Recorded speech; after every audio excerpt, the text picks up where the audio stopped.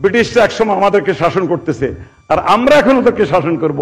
বঙ্গবন্ধুর নাতনি ওই ব্রিটিশ শাসনের সিংহদ্বারে বসে গেছে। এখন একটা বাকি আছে আমেরিকা। আমাদের জয় সাহেব সেখানে আছে, আপনারা দোয়া করেন। আমরা ব্রিটিশ সাম্রাজ্য জয় করেছি, আমেরিকাও জয় করব। জয় সাহেব একদিন কংগ্রেসম্যান হতে পারবেন, সিনেটর হতে পারেন, আপনারা দোয়া করেন তো। মাননীয় প্রধানমন্ত্রী বলছেন বেশি কথা না বলার জন্য, সেজন্য আমি খুব বেশি কথা বলতে চাই না। মাননীয় প্রধানমন্ত্রী 54 বছর স্বাধীনতার পর হয়ে গেল, কোন প্রধানমন্ত্রীর নামে কিন্তু কোনো খেলা হয় নাই।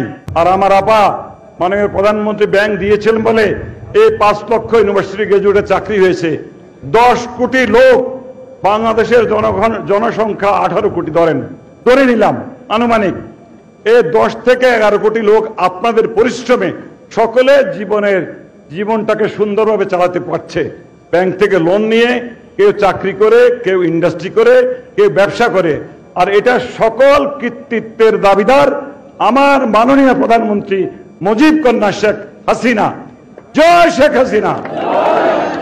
শেখ মুজিবের বংশ যেখানে যায় সেখানে জয়ধ্বনি হয়, সেখানে ওই দেশ উজ্জ্বল হয়ে যায়।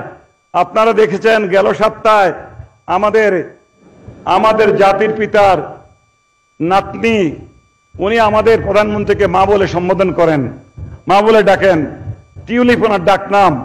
উনি এমপি হয়েছেন 3য়বারের মতো, বিপুল ভোটে পাশ করেছেন। এবং ব্রিটিশরা একসময় আমাদেরকে শাসন করতেছে, আর আমরা এখন ওদেরকে শাসন করব। বঙ্গবন্ধুর নাতনি ওই ব্রিটিশ শাসনের সিংহদ্বারে বসে গেছে। এখন একটা বাকি আছে আমেরিকা। আমাদের জয় সাহেব সেখানে আছে, আপনারা দোয়া করেন। আমরা ব্রিটিশ সাম্রাজ্য জয় করেছি, আমেরিকাও জয় করব।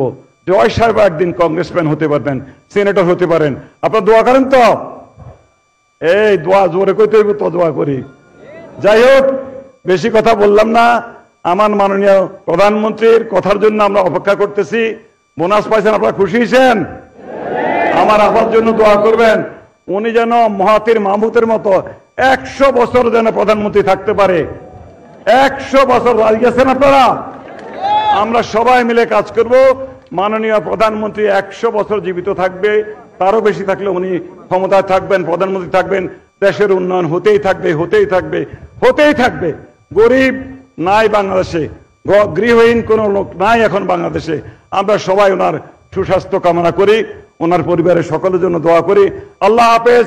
আগামী বছর এমনি একটা দিনে আবারও মাননীয় প্রধানমন্ত্রীকে আমরা এখানে নিয়ে আসবো, আবারও গান হবে, সে যে কেন এলো না, কিছু ভালো লাগে না, এবার আসুক, তাকে আমি মজা। খুদা হাফেজ। Thank you so much. জয় শেখ হাসিনা।